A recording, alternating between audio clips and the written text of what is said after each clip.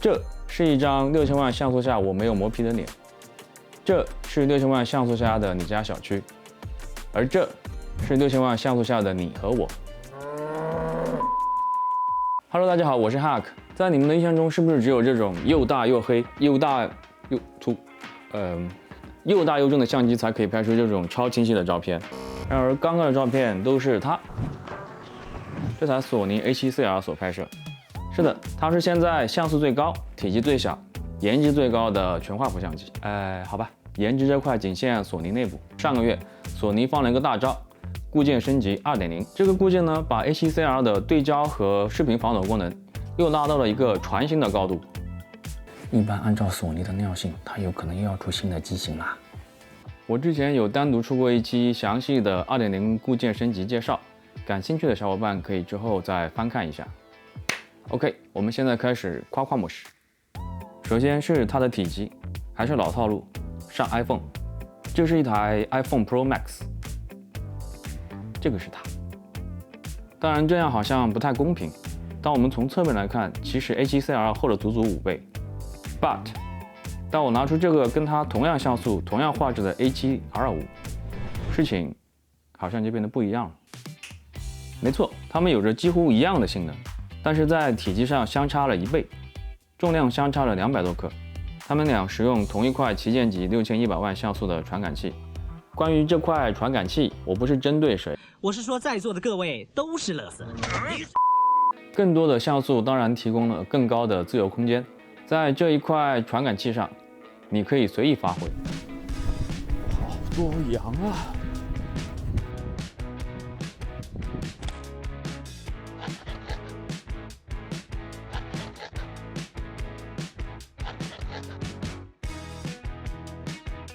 也可以在月黑风高的夜晚数一数天上的星座，也是没有压力的。但是毛孔级的像素也意味着沉重的文件大小。是的，它的一张没有压缩的 RAW 文件，直接拥有128兆左右的文件大小，所以只需要8张照片，就差不多有1个 G 的容量了。假如你的手里有一台256 G 的 iPhone， 这就是它8张照片的大小，这是24张。这是如果你一天拍摄500张照片的大小，只需要大概3到4天，你的手机肯定就会被撑爆了。苍老师再见，三生老师再见。所以在我看来，除了专业拍摄的需求，高像素只剩下一个好处，就是提供了额外的情绪价值。我操，你这个真清楚，牛逼牛逼。Nice。高像素的另外一个好处就是它可以搭配众多价格更便宜、体积更小的 C 画幅镜头，这个是全画幅。虽然市面上很多相机都可以打开 C 画幅模式 ，but 并不是每一台相机打开 C 幅之后还可以拥有2600万的像素。这就等于说，我直接花2万块就可以拥有一台 C 画幅相机。抛开使用场景去谈性能，就是耍流氓哈。它的这个好处在于，一些重要场景你可以使用大光圈全画幅进行创作。同时呢，在你出去旅游或者生活化的场景，它又可以换成更小巧的 C 画幅镜头。然后它的造型平时当个街拍的道具，看上去也还不错的。如果搭配维卓士28毫米的饼干镜头，它有秒变理光 GL3 的平替，它好像比理光要贵，那应该是高替、贵替、Anyway， 如果你们有更合适的词，麻烦打在弹幕上。总之，这个体积放入一个稍大一点的口袋，拿出门街拍是完全没有问题的。而且呢，这支28毫米是全画幅镜头，所以在使用 C 画幅模式的时候，它可以等效于42毫米焦段，等于在这个体积下，你同时带了2支人文定焦出门。1个字，绝！关于性价比更高的选择，我之前有做过一期奶昔 5T 的视频，大家可以去回看一下。这里除了高像素，不得不提 A7CR 的其他优点。首先就是它的 AI 智能对焦，不管你是出画或者入画，对焦都没有影响，随叫随到。你甚至可以转身、跳跃，还可以闭着眼。这里必须提一下更新了 2.0 固件以后的智能对焦，它现在可以自动识别对焦的目标，比如现在我先对焦在鸟身上，然后是人，对焦鸟，对焦人鸟，人鸟人鸟人鸟人鸟人，这个功能只有在 A7C2 更新了最新的 2.0 版本的固件之后才有，然而 A7R5 它是没有这个功能的。没有，所以 A7C2 加1分。然后它还有跟索尼 ZV-E1 的 LUT 导入功能，这个功能对视频创作是非常的实用。你可以随意导入自己喜欢的 LUT， 在拍摄的同时可以直接预期后期的画面效果。R5 也没有这个功能，没有。它还新增了动态增强防抖模式，这个也是跟 ZV-E1 还有 A93 同级别的功能。它在不损失 4K 画质的情况下，提供了更加稳定的防抖效果。但是呢，会有更多的画面裁切。这个功能对于不喜欢上稳定器的 Vlogger 提供了一种全新的拍摄方式。是的 ，A7R5 它也没有。退。它还增加了照片模式下的画幅选择功能。现在你可以选择 1.91， 还有 2.35。这个功能让你离电影级的画面又近了一小步。值得吐槽的是，它这个画幅只是辅助你的构图，你拍出来的照片还是4:3原始的尺寸。但是 A7R5， 要不咱聊点别的吧？好的，它可以外接录制 4K 60帧16比特的 RAW 视频，但是在视频的规格上 ，A7C2 砍掉了 8K 视频录制功能，所以在这里 A7R5 加1分。Yes，它还有一些优点，但是在其他新的机型上也都有，所以我这里就简单的带过一下。内录 4K 10比特422 60帧的视频，视频跟照片的模式可以1秒切换，这个切换速度对于抓拍的瞬间还是非常重要的。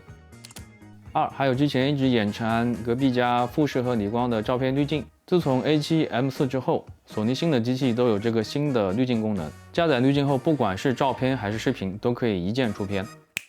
好了，该说的缺点还是得说，反正我也没拿厂商的钱。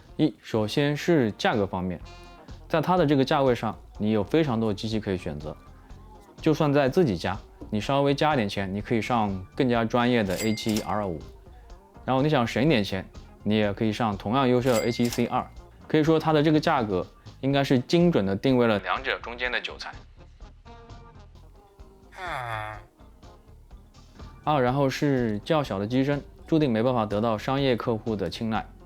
不是说它拍出来的照片质量不好，而是从非专业的角度来看，它的外观更像一个精致的玩具。有的时候容易受到客户的嘲讽。还是从专业的角度来说，它的单烤槽的设置让你没有办法安心的进行工作。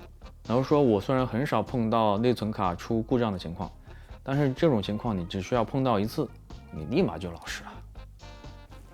然后是在操作方面，这点确实很膈应人。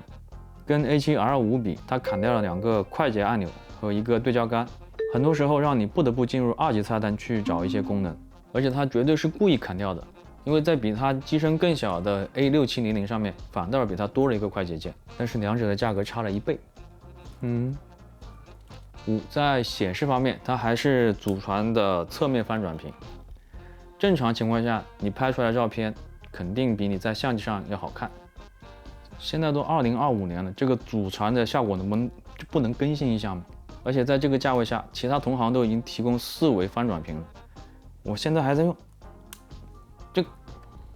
很多时候你屏幕打开以后，你的对象是在你的画面中间，但是其实你的身体已经往一边倾斜了。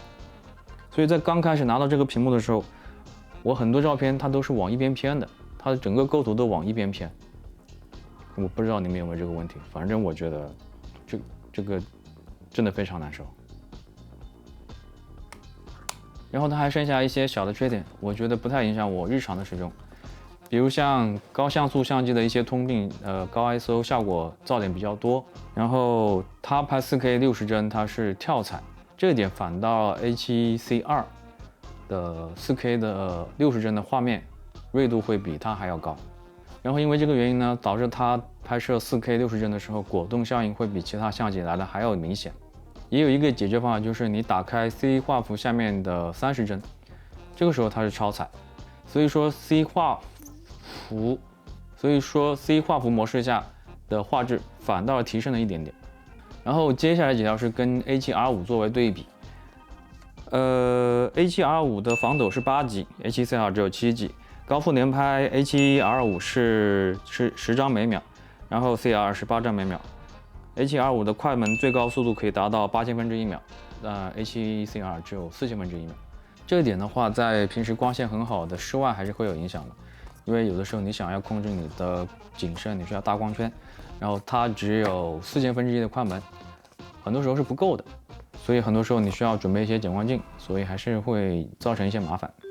现在总结一下，就是 A7CR 这台相机，它的优点和缺点都非常的明显。它并不是一台适合大多数人的相机，但是对于我个人来说，它依然是从购买到现在使用的最多的相机。因为它的便携，让我更愿意平时把相机带在身上。同时呢，它的画质和功能也让我没有任何拍摄的顾虑。因为不管是视频还是照片，它的拍摄都可以非常轻松的出片。好，看到这里，如果你也心动了，请先不要动，因为据说在今年的6月和8月，索尼都有一场发布会。按照 A7CR 的这个年龄，索尼很可能要挤下一条牙膏了。大家可以先收藏这个视频。如果今年索尼没有推出新的机型，大家可以重温一下，到底这台相机适不适合自己。好了，谢谢大家看到现在。然后这个视频纯属个人制作，不是特别的完美。如果还有一些没提到的点，欢迎大家在评论区再补全一下。OK， 欢迎点赞关注，拜拜。黑化肥会飞花，灰化肥会发灰。